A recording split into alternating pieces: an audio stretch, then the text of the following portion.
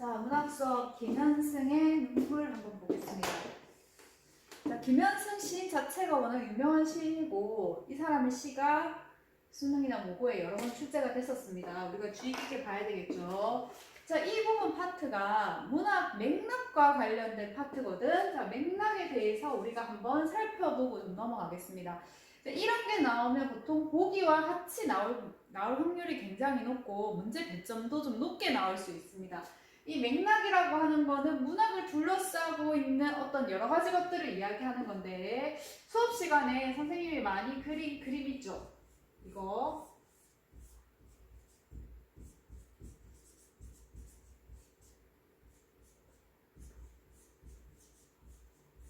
자, 이게 문학을 둘러싼 맥락이라고 해요.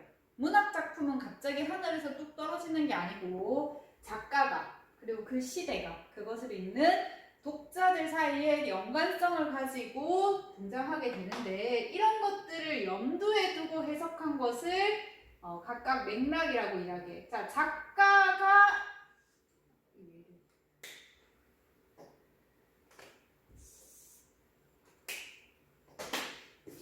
잠시만.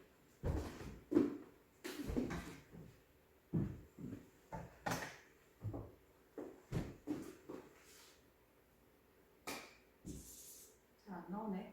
자, 작가의 생이 또는 작가의 사고가 또는 작가의 가치관이 작품에 반영되었을 것이다 라고 작품을 해석하는 것을 작가 맥락이라고 합니다. 자, 그리고 이거를 표현론적 관점이라고 이야기해.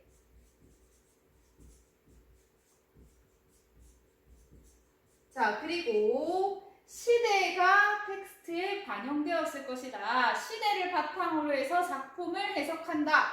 자, 이런 것을 사회 문화적 맥락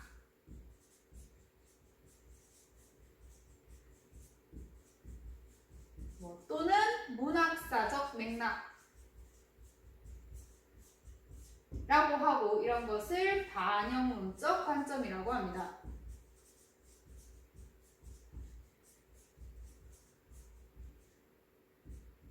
자, 그리고 텍스트가 독자에게 주는 효용, 가치, 신미성 이런 것들에 주목하는 것을 독자 맥락이라고 이야기하고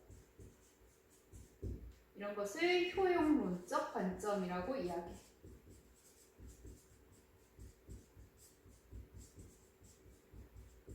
자, 이렇게 해서 여기에 있는 작가, 시대, 독자를 고려하는 거는 작품 내부에 있는 것을 고려하는 겁니까? 아니면 외부에 있는 것들을 고려하는 거야? 그치? 작품을 둘러싼 외부 맥락을 고려하는 거죠. 그래서 얘네를 다 뭐라고 하냐면 외재적 관점에서 텍스트를 해석한다 라고 이야기하고 그렇지 않고 이런 외부적 요인 외에 그냥 작품 그 자체가 가지는 심상 작품 그 자체가 가지는 운율, 그 작품 자체가 가지는 표현법 이런 것들에 주목을 해서 작품 해석을 한다 라고 한다면 이것을 내재적 관점이라고 합니다.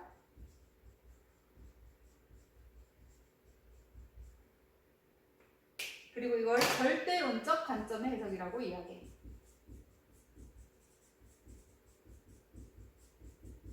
자, 보통 여기서 끝나는데 이번 개정교육과정에서 새롭게 들고 온 맥락이 뭐냐면 텍스트가 있는데 이 텍스트는 혼자만 존재하는 게 아니고 누구의 영향을 받더라? 다른 텍스트들의 영향도 받더라. 그게 텍스트가 하나일 수도 있고 둘일 수도 있겠죠. 얘네들과의 연관관계를 고려하는 무슨 맥락이 있냐면 상호 텍스트적 맥락이 있습니다.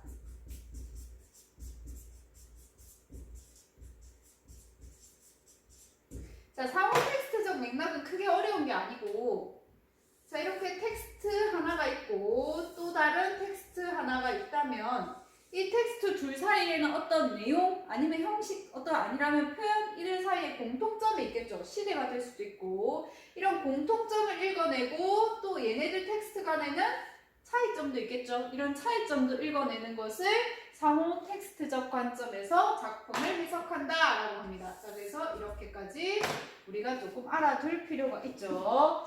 자, 이 수능 특강의 문제를 한번 보면 이 김현승의 눈물을 다루면서 문제 3번 한번 보면 눈물은 시인이 아들을 잃고 그 슬픔을 달래기 위해 쓴 시로 알려졌다. 아들을 잃고 개인적인 슬픔을 달래기 위해 쓴 시다. 그럼 이 작품을 읽을 때 지금 이 보기는 어떻게 읽으라는 거야? 이 사람의 시인의 상황을 고려해서 시인의 맥락을 고려해서 작품을 해석해라. 무슨 관점에서 해석해라? 작가 맥락의 관점에서 작품을 해석하라 라는 문제가 되겠죠. 자, 이런 식으로 문제에 보통 등장하게 되고 이런 맥락을 보면서 작품을 해석하면 작품 해석이 훨씬 더 쉽습니다. 그래서 보통 이렇게 문제를 봤을 때 문학 문제 중에 이렇게 보기 문제가 나오는 게 있으면 보기 박스를 먼저 한번 읽고 작품을 해석하면 훨씬 더 도움이 됩니다. 자, 그러면 김현승 눈물 한번 보도록 하겠습니다. 자, 다소 어렵게 느껴질 수 있는 게 왜냐하면 추상적인 것들이 많기 때문에. 자, 덜어는 옥토에 떨어지는 작은 생명이고 자, 이 시에서 옥토에 떨어지는 작은 생명은 뭘까? 위에서 아래로 떨어지는 거니까. 이 소설의 제목이 지금 시의 제목이 뭡니까? 눈물이잖아. 여기서 옥토에 떨어지는 작은 생명은 지금 눈물을 이야기하는 거야. 자, 그래서 이 검색인가? 파란색으로 약간 이렇게 눈물을 그린다면, 자, 이 눈물이라고 하는 게 옥토, 되게 비옥한 그 땅을 이야기하는 거죠. 자, 이 옥토에 떨어지는 이 눈물이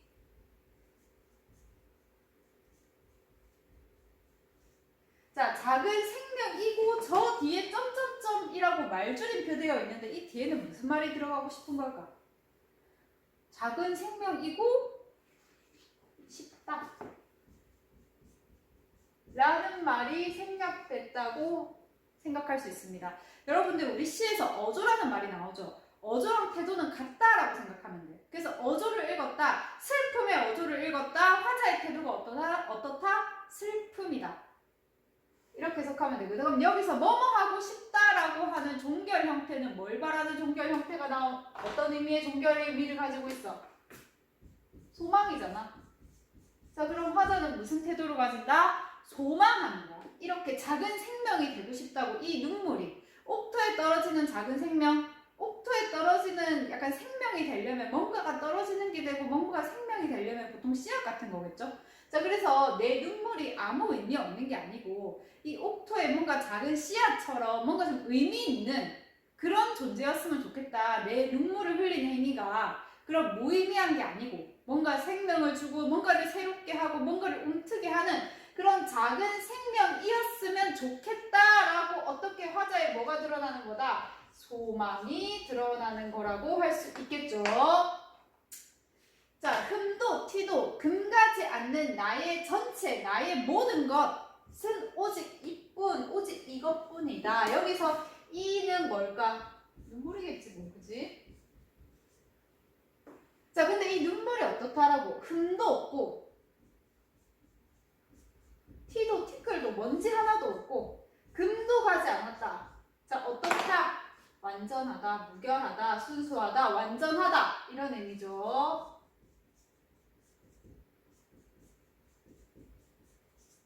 오직 이 눈물뿐이다 라는 거야. 더욱 값진 것으로 드리라 하올제, 더욱 값진 것으로 사람들이 눈물 말고 더 값진 것으로 드리라고 한다라고 하는데 여기서 드리다라는 것은 높임 표현이죠. 화자가 누군가에게 이 눈물을 드리고 싶은 거야. 여기서 보면은 절대자라고 할 수 있습니다. 자, 누군가에게 더 값진 것, 이 눈물보다 더 값진 것을 드리고 싶대. 드리라 라고 되겠네. 그러니까 내가 뭔가 절대자한테 내 눈물이 내 완전한 것이고 가장 순수하고 순결한 것이라 생각해서 드리고 싶은데 누군가가 그거 말고 좀 더 값진 것으로 드리는 게 어떨까? 라고 해서 내가 생각을 해보니까 나의 가장 나종진인 것도 나의 가장 이거 지금 이렇게 되어 있죠. 이게 결국 뭐 나중, 나종, 나중일 거고 진. 그것도 오직 이쁜 뭡니까? 눈물이죠. 나의 가장 나중진인 것도 이 눈물이다. 자, 그럼 이 눈물은 나의 가장 나중진인 것. 그럼 이 가장 나중진인 것은 이 말은 무슨 의미야? 나에 있어서 뭔가 최후의 보루 같은 거. 가장 중요한 것. 아무리 생각해봐도 뭐밖에 없다? 눈물밖에 없다 라는 의미로 해석을 해야 되겠죠. 자, 그런데 여기 나중, 진인 이런 거 원래 문법에 맞지 않는 표현이죠. 이런 걸 뭐라고 합니까? 그렇죠. 시적 허용이라고 하지. 그럼 이 부분에서 왜 시적 허용이 사용됐을까? 그냥 가장 나중, 진인 것이라고 하면 되는데 보통 시적 허용이 사용이 되는 경우는 운율이나 리듬감을 맞추려고 사용되는 경우가 많거든. 말을 좀 부드럽게 하거나 음악성을 살리려고. 근데 여기서는 딱히 그렇지 않은데 이렇게 한 거는 내가 진짜로 하고 싶은 거는 내가 제일 소중한 거는 할 때 어떻게 말 길게 들리죠. 그거랑 똑같은 거라고 보면 돼. 그래서 이거는 정말 내가 소중히 여기는 나의 최후의 보루 같은 것임을 강조하기 위해서 시적 허용이 사용됐다라고 해석할 수 있습니다. 자, 이쁜이라고 지금 여기 뒤에 이쁜 이것뿐이 없다, 이거 말고 없다라고 표현하고 있지. 표현법 뭐가 사용이 됐고 영탄법이 사용이 됐고 이것 말고 아무것도 없다. 이게 내가 가진 최후의 보루고 가장 중요하고 순결하고 완전하고 완전 무결한 거다라고 이야기하는 거죠. 어떤 느낌을 줍니까? 되게 단정적인 느낌을 주죠. 자, 아름다운 나무의 꽃이 시듬을 보시고 열매를 맺게 하신 당신은, 자, 여기서 내가 드리고 싶은 대상이 구체적으로 나왔네. 당신.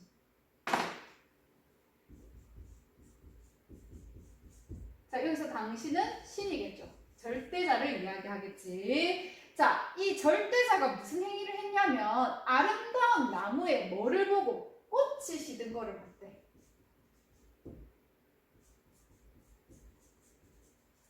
자, 꽃이 시든 것을 보고 뭘 맺겠다? 뭐지? 잠시만.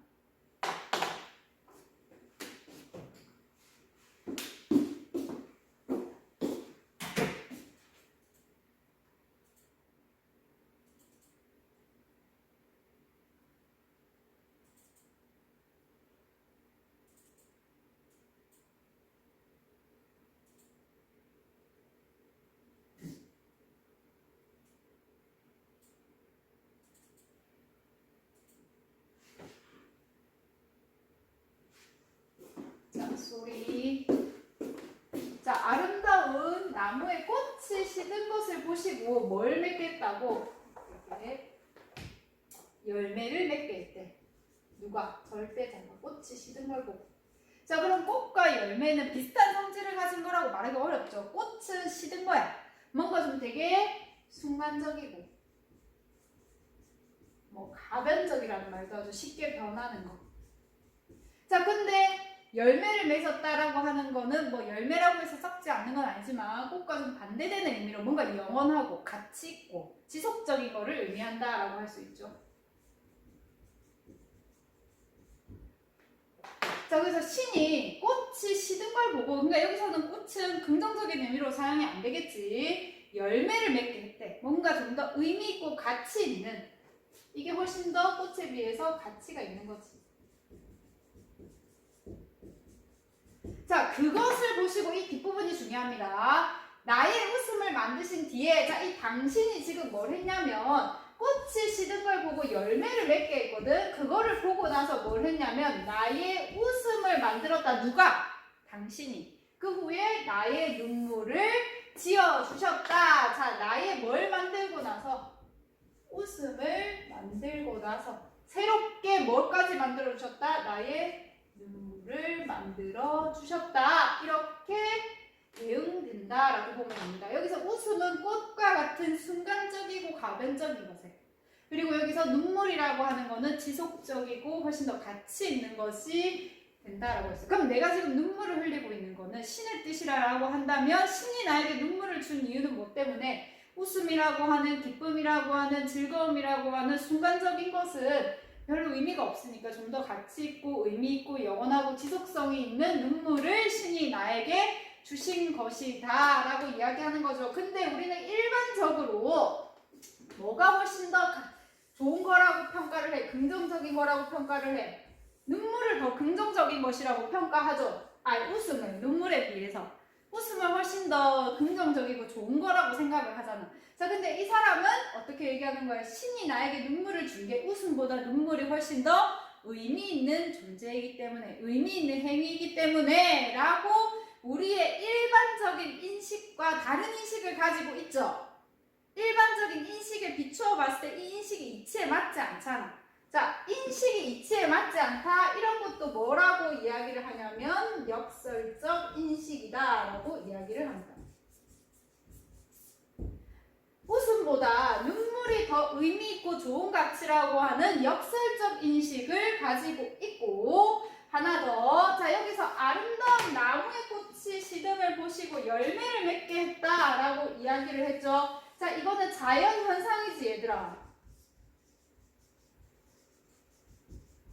자, 그리고 웃음보다 눈물이 더 의미가 있을 것이다 라고 하는 거는 인간사죠. 자, 자연 현상을 보고 인간사에 이렇게 뭐 했다? 유추했다라고 할 수 있습니다. 자, 그래서 이 부분은 자연 현상. 인간사에 유추한 거고, 얘를 더 이렇게 본다라는 것 자체가 역설적 인식을 보여주는 부분이다 라고 할 수 있습니다. 자, 그러면 1번 한번 보자. 다음은 윗글에 대한 설명이다. A, B에 들어갈 적절한 말. 역설의 효과 중 하나는 관습적 인식을 낯설게 하는 데 있다.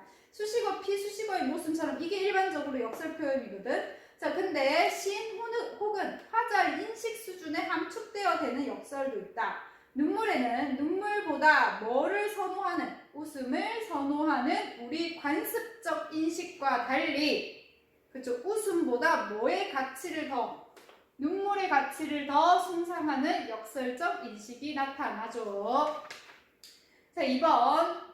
자, 윗글의 시어에 대한 이해를 다음과 같이 나타낼 때 A, B에 들어갈 말. 자, 더러는 부사어죠. 문맥상 항상 늘 이라는 말과 대립적인 의미를 가진다. 더러는 이라고 하는 말이 작은 생명, 이 부분 설명할 때 더러는 나왔죠. 작은 생명이라고 하는 건 내가 이렇게 되고 싶은 거잖아. 뭔가 의미 있고 생명력을 줄 수 있는 존재. 근데 나는 늘 그렇게 되지 못하고 앞에 더러는이 붙었으니까 어떡해? 절대사는 늘 그렇게 작은 생명과 같은 존재를 주는 일을 하겠지만 나는 인간이니까 늘 그렇게 하지 못한다 때문에 무슨 부사어를 넣었겠습니까? 더러는 이라고 굉장히 겸손한 자세를 드러낸다라고 할 수 있죠. 자, 따라서 이 시어는 평범한 인간으로서의 솔직한 고백이 담긴 표현이다. 지어주시다, 시제가 없는 표현, 과거, 현재, 미래의 어떤 시점에 있는 일인지 드러나지 않는다.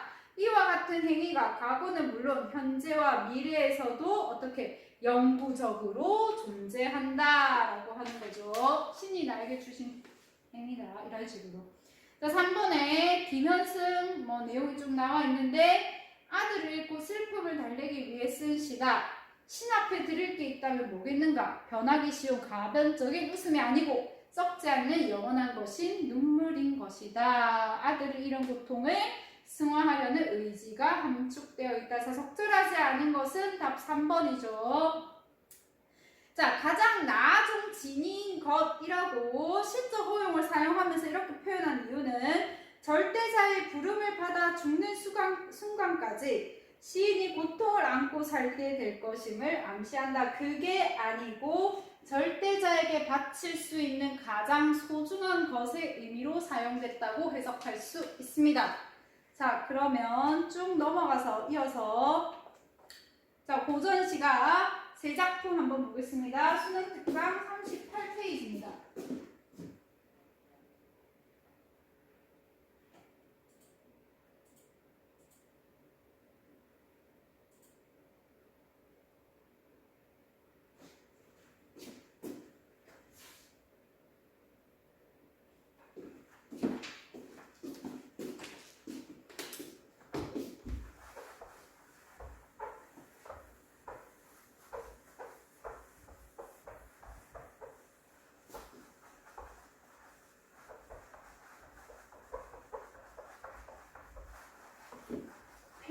안 해도 되겠다.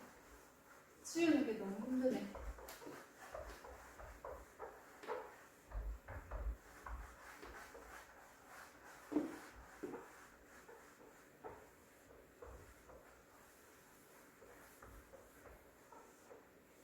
자, 한번 보면, 자, 원천석 시조인데 이 세 시조 다 중요합니다. 다 중요하고 모고에 다 여러 번 출제가 됐고, 자, 이 시조를 이해할 때는 시대 상황을 조금 외울 필요가 있는데, 자, 이 시조는 조선 초에 세워진 시조고, 가나다의 시조가 시기상 거의 동일하고 분위기도 비슷한데 다가 미묘하게 좀 다릅니다.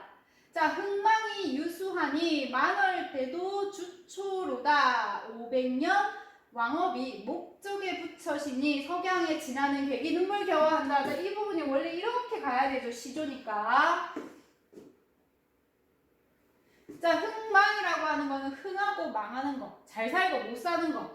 흥하고 망하는 것은 유수, 다 운수, 세월이 달려있다. 그러니까 시간이 지나면 흥하게 되고 시간이 지나면 망하게 된다. 이런 말이죠. 망월때도 주초다. 자, 망월때가 보니까 개성, 송악산, 고려왕궁의 터 이름이다 라고 얘기가 나오죠. 추초는 뭐냐면 이 추자고 가을 추자거든. 초가 풀이고 그래서 가을 잡초 같은 게 막 있는 거야. 근데 잘 관리된 곳에는 이런 추초가 없겠죠. 그러니까 지금 고려가 망하고 조선이 건국되면서 예전에 고려의 어떤 왕궁터가 아무도 찾지 않는 되게 폐허처럼 된 모습을 지금 이야기한다라고 할 수 있겠지. 그림 한번 그려보면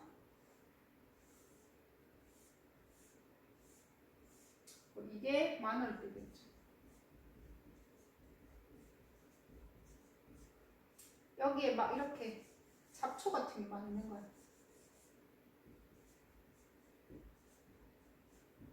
뭔가 고려 왕조의 어떤 그런 영광스러운 모습은 다 간데 없죠. 되게 뭔가 폐허가 된 그런 모습이라고 보여집니다. 자, 500년 왕업. 여기서 이야기하는 500년 왕업은 뭘 이야기하겠어? 그치? 고려시대의 어떤 흔적들을 이야기하겠죠. 목적이라고 하는 것은 목동의 피리 소리입니다.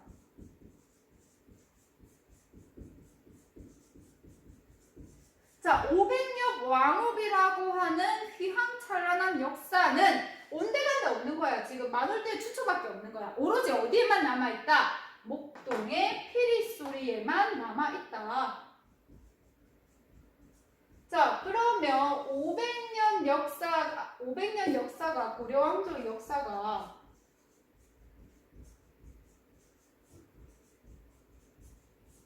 여기에만 남아있다라고 표현하는 거죠. 그럼 어떤 왕조의 멸망에 대한 허망함이나 이런 것들이 어떻게 피리 소리라고 하는 거는 청각적이죠. 청각적 신상으로 드러내고 있습니다. 석양에 지나는 객이 눈물겨워한다. 자, 석양이라고 하는 건 지금 시간적 배경을 알려주는 거라고도 할 수 있지만 좀 상징적인 의미를 지녔다고도 할 수 있죠. 자, 어떤 상징성을 가지고 있다라고 할 수 있습니까? 고려 왕조의 몰락이지 뭐, 그치?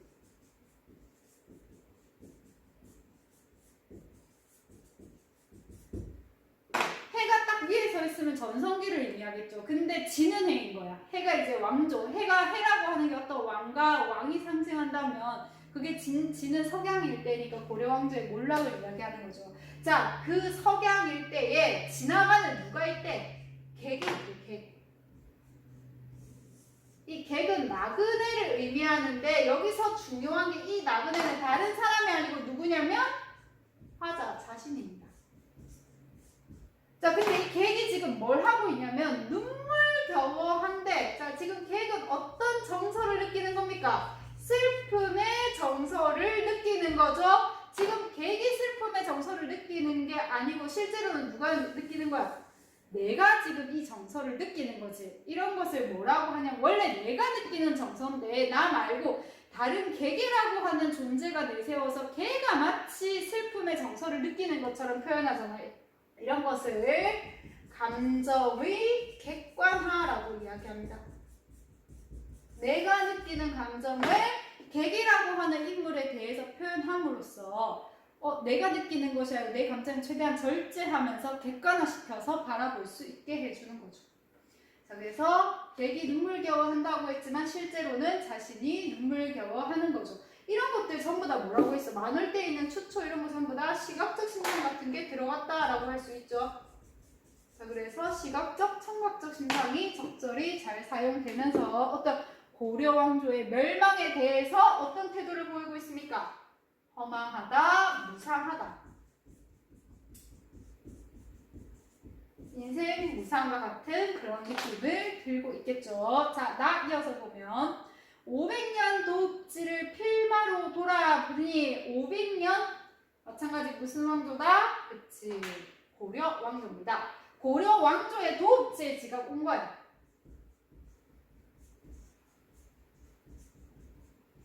수도죠. 도읍지에 왔는데 필마로 돌아들었대. 필마. 여러분들 필부, 필려 이런 얘기 들어봤나? 여기서 필부라고 하는 거는 평범한 사람. 평범한 남자와 평범한 여자를 필부, 필려, 간남, 을려 이런 화자성어로 표현하는데 필마는 평범한 말. 그럼 이 시를 쓴 사람이 길제라고 하는 사람이 썼는데 이 사람이 예전에 고려시대 때는 벼슬을 했다가 이제 고려가 망하고 나서 필마로 들어들었다 어떤 신분에 있지 않은 평범한 사람으로 지금 돌아왔다라는 그런 의미죠. 화자의 처지를 드러내주는 시어가 됩니다. 필마로 내가 지금 여기에 들어왔다. 산천은 의구한데 자, 산천은 뭐로 표현할 수 있습니까? 다른 말로 자연이죠. 의구하다 변함없이 그대로 있는데 인걸 인재입니다. 고려를 세우고 흥하게 했던 인재들은 간 곳이 없다. 자연은 그대로인데 뭐만 변한 거야? 인간사만 변한 거죠. 대조시켜서 표현하고 있습니다.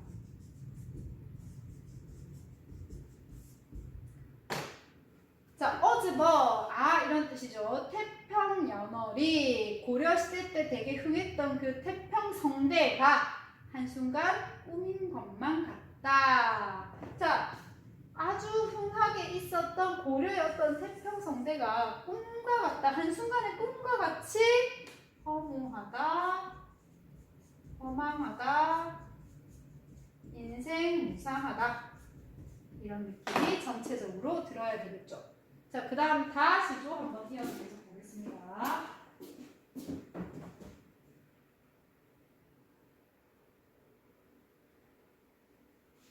자, 선인교 나린물이 자하동에 흘러들여. 자, 이거 쓴 사람이 정도전이지. 정도전 너희 알지 않나? 너 한국 시간 배웠을 것 같은데. 정도전은 고려의 신하이기도 했지만 조선의 개국 공신이었죠. 자, 그래서 이 다라고 하는 이 시조는 가나랑 좀 분위기가 달라. 자, 선인교, 자하동 나오는데 교는 이 정도 교자는 좀 알아야 돼. 다리라는 뜻이고 동은 동네 이런 뜻이야. 자, 선인교는 개성의 자하동에 있는 이름. 자하동은 개성 송악산 밑에 있는 고을 이름 전부 다 뭐를 상징한다고 할 수 있습니까? 그렇지, 고려를 대표하는 시냇물과 어떤 동 이름을 이야기하는 거죠. 선인교에서 내려 들어간 물이 자하동, 고려시대 동네까지 흘러들었는데, 자, 그러면 원래 고려시대 때 같았으면 이 물이 흘러들고 마을로 들어오면서 마을이 막 복작복작하고 애들 막 소리가 들리고 이렇게 했는데 고려 멸망했잖아. 어떻냐고? 아무 소리도 안 들리고 반만년 왕업, 즉 고려시대가 뭐만 남았다? 물소리밖에 없다 라고 이야기합니다. 고려 왕업이 물소리밖에 없다. 자, 이까지만 보면 딱 무슨 정서와 똑같아? 허망, 무상함. 어떤 고려의 왕업, 500년 왕업이 한순간에 물소리밖에 남지 않았다는 거야. 자, 그런데 이 뒷부분에 반전이 있습니다. 아이야 고국 흥망을 물어서 뭐 하겠는가? 이거 옛고자야. 옛나라에 흥하고 망함, 어느 나라? 옛나라? 고려를 이야기하겠죠. 고려의 흥하고 망함을 어떻게 흥했니? 어떻게 해서 망하게 됐니? 물어서 못하겠니? 시대라고 지금 이야기를 하죠. 그러면 고려가 망했다, 슬프다 이렇게 하고 있는 게 별 의미가 있다 없다? 의미가 없다라는 겁니다. 자, 그래서 뭔가 새로운 시대를 받아들일 준비를 우리도 좀 해야 된다라고 해서 종장이 지금 다른 앞에 두 가나의 시조와 좀 다르게 되어 있죠. 자, 그게 특징입니다. 이 부분이 좀 제일 중요하다라고 할 수 있습니다. 자, 이 부분은 아마 정도전이 본인이 조선의 개국 공신이었기 때문에 새롭게 나라가 뭔가 건국되고 시작되는 마당에 옛나라의 이야기를 해서 못하겠느냐라고 지금 이야기하는 부분이라고 할 수 있죠. 이제 정도전 사극도 재밌게 봤는데 그치? 아, 너희는 안 봤나? 자, 그래서 되게 현실성이 있는 작품이 다 작품이라고 할 수 있습니다. 자, 1번의 시간이 자, 추초 뭐 시각적 심상, 목적, 청각적 심상. 자, 쾌락한 옛 분위기에 화려함이겠습니까? 쓸쓸함이겠죠. 쓸쓸한 분위기를 강조하고 뭘 구체적인 내가 지금 본 거지 전부 다 추초랑 목적 들은 거고 다. 그래서 몰락한 느낌을 내가 목격한 게 추초고 그래서 내가 그걸 보고 목동의 피리소리라고 느꼈으니까 뭔가 고려왕조의 몰락을 감각적으로 드러낸 거겠죠. 이렇게 이미지를 사용하게 되면 되게 구체적인 느낌을 훨씬 주거든. 그래서 뭐 시각적 이미지 또는 청각적 이미지 이런 것들을 사용하면 심상이라고 하는 게 우리 머릿속에 눈앞에 그려지듯이 보여지듯이 들리듯이 만져지듯이 이렇게 표현한 것들을 심상이라고 하거든. 그래서 훨씬 더 구체화되는 효과가 있습니다. 그래서 몰락이라고 하는 어떤 추상적인 개념을 훨씬 더 구체화시키는 효과가 있겠죠. 자, 어즈버와 아이에 대한 설명이다. 자, 나에서 어즈버는 종장에 담긴 무상발이라는 정서를 예고하고 다의 아리아는 가상의 청자를 드러내는 표시가 되겠죠. 자, 3번 보기를 바탕으로 가다를 비교한 내용. 자, 쭉 내려가서 가다에는 이와 같은 회고가로서의 보편적인 특징도 나타나지만 조선 건국의 정당성에 대한 관점의 차이가 드러난다. 고려의 유신임을 자처한 지식인의 작품인 가나와는 달리 조선의 개국 공신이기도 한 지식인의 작품인 다에는 왕조의 흥망도 일종의 섭리라는 인식이 담겨있다. 자, 그래서 이 문제를 풀 때는 3번의 보기와 같은 지문을 읽고 접근하면 훨씬 더 쉽게 풀 수 있겠죠. 자, 가의 만월 때는 나에서 포괄적으로 말한 500년 도읍지를 표상하는 구체적인 장소로 선택된 것이다. 가의 눈물이 고려 몰락에 대한 한탄이라면 다의 물어 무상하리오는 고려 몰락이 섭리라는 인식을 가지고 있다. 나의 의구한 산천에는 조선 건국에 대한 부정적 관점이가 아니고 변함없는 자연의 모습을 대조로 표현하고 있죠. 그러면 뭐가 더 강조가 돼? 자연이 강조되겠습니까? 아니죠. 변해버린 인간사가 훨씬 더 강조되겠죠. 변해버린 인간사가 뭔데? 고려 왕조의 몰락이겠지. 자, 다의 자하동에 흘러든 물에는 긍정적 관점. 이거 뭐 딱히 긍정적 관점이다 아니다 그런 의미 자체가 없겠죠. 자, 이렇게 수능 특강 마무리하고 그 다음 기출 문제 이어서 보겠습니다.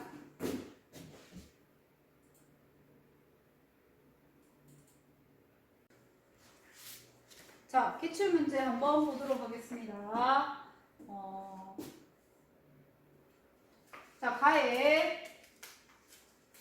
자, 가 시조 같은 경우는 좀 시대적 배경을 알면 좋은데 이 시조는 그 수양대군 왕이 찬탈과 관련된 시조입니다. 수양대군 왕이 찬탈되고 나서 이 사람이 그 단종에 귀향길을 호위하던 사람, 호위무사로 있던 사람이었거든. 그래서 단종을 그 귀향길까지 이렇게 호위하면서 다시 돌아오는 길에 쓴 시조입니다. 얼마나 자괴감이 들겠어. 그지? 한때 자기가 모시고 살았던 왕을 그렇게 보내니까. 자, 천만리 머나먼 길에 고훈님을 여의었고, 여의다 무슨 의미로 해석하면 됩니까? 이별하다라는 의미로 해석하면 되겠죠. 자, 내가 있고 님이 있는데 이 님이 어떤 님이다? 고훈님이다. 여기서는 단종을 의미한다라고 할 수 있습니다. 자, 여의였는데 이 나와 인가의 거리가 천만리와 같이 느껴진다. 여기서 천만리는 그쵸, 어떤 심리적 거리감을 의미한다라고 얘기하면 되겠죠.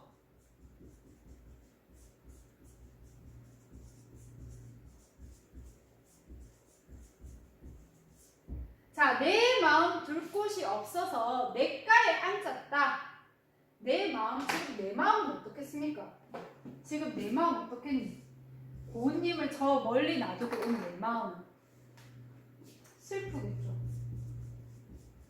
이 내 슬픈 마음을 둘 곳이 없어가지고 냇가에 시냇물에 앉았대. 그러니까 저 물도 나와 같아서 저 물이 여기서 내 안이라고 했죠. 이 안은 내 마음이라고 해석하면 됩니다. 내 마음과 같아서 내 마음이 지금 어떻다라고 했는데 슬프다고 했잖아.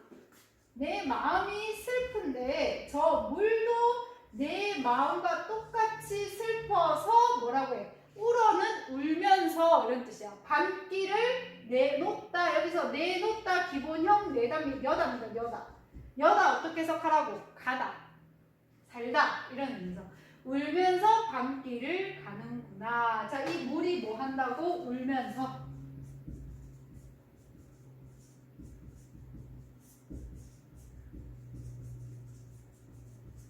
자, 실제로는 내가 슬픈데 물이 뭐 울면서 이렇게 밤길을 걸어가겠어? 그게 아니지. 의인화시켜서 지금 표현한 거고, 물이 이렇게 흘러가는 모습을 보고 흐를 때 그냥 흐르는 게 아니고 물소리가 나면서 흐를 거 아니야. 그걸 보고 내 마음과 같이 저 물도 울면서 흘러가는구나 이런 건데, 물이 진짜 슬퍼서 울면서 흘러가겠습니까? 아니지. 슬픈 거는 누구야? 단종과 이별한 나야. 자, 뭐 표현법 뭐라고 얘기한다? 그렇죠. 감정이입이라고 할 수 있습니다. 물에 감정이입했다고 할 수 있겠죠. 자, 청초 우거진 고래, 청이라고 하는 이거 좀 잘, 이런 문자 정도는 알아야 됩니다. 청, 홍, 백 이런 것들 딱 보면 바로 이 시조가 색채 대비 감각적인 느낌, 시각적 이미지가 사용됐다 이렇게 바로 나와야 되겠지. 푸른 초가 우거진 골짜기에 자난다 누웠는가, 자는가 누웠는가. 자, 여기 니은다가 나오는데 중세에서는 여기 니은다가 나오면 평서문이 아니고 의문문으로 해석을 합니다. 자, 그래서 자는가 누웠는가 이렇게 해석을 해요. 자, 그러면 진짜 잤나 누웠느냐를 물어보는 게 아니고 의인법이 아니고 서리법이라고 할 수 있습니다. 그러니까 여기서는 이 임자라고 한 사람이 누구를 생각하고 쓴 거냐면은 그 황진이 희생했죠. 황진이를 그리워하면서 쓴 건데, 여기서 청초 우거진 꼴은 어디냐면 황진이의 무덤을 지금 이야기합니다. 황진이의 무덤. 누워있는가 자는가 이렇게 지금 하는 거죠. 홍안을 어디 두고, 여기서 홍안은 누구겠습니까?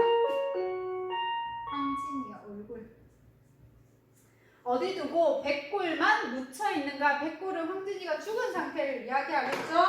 자, 이런 거 전부 다 색채 대비, 이렇게도 전부 다 색채 대비가 일어납니다. 잔을 잡아서 권할 이가 없다. 결국 누가 없다라는 거야. 잔 잡아서 권할 이, 누구에게 잔을 권하고 싶겠습니까? 황진이겠죠. 황진이의 죽음을 이야기한다. 그를, 여기서 그를은 그 사람을 뜻하는 게 아니고 그것을 이런 뜻이야. 잔을 잡아서 권할 사람이 없으니 그것을 슬퍼하노라. 이렇게 해석하면 됩니다. 자, 3번.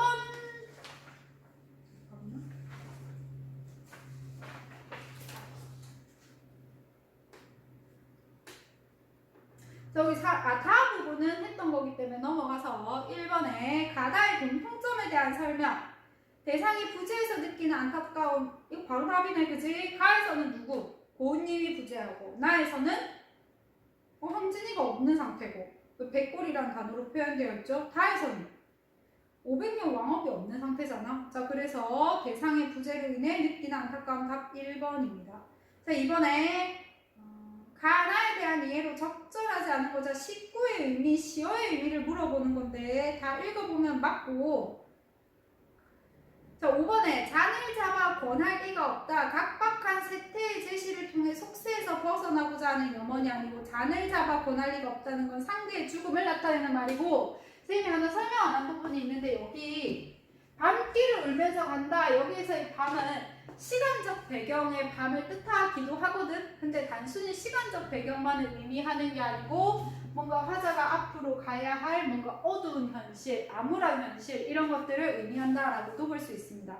자, 3번에 다와 보기를 비교하여 감상한 내용으로 적절하는 거 하지 않은 거. 자, 이 보기에 있는 작품 상충곡이죠. 우리 많이 봤던 작품입니다. 가사 작품 외우시고 공부하는 학생은 반드시 인덱스 강의를 검색해서 듣도록 합니다. 간단하게만 볼 겁니다. 홍진에 묻힌 분내자 홍진 바로 알아야 되지. 속세, 붉은 먼지, 속세입니다. 속세. 부정적 의미로 사용이 됐어. 내 생이 어떠한가. 홍진에 묻혀있는 사람들아, 내 생활이 어떠한가.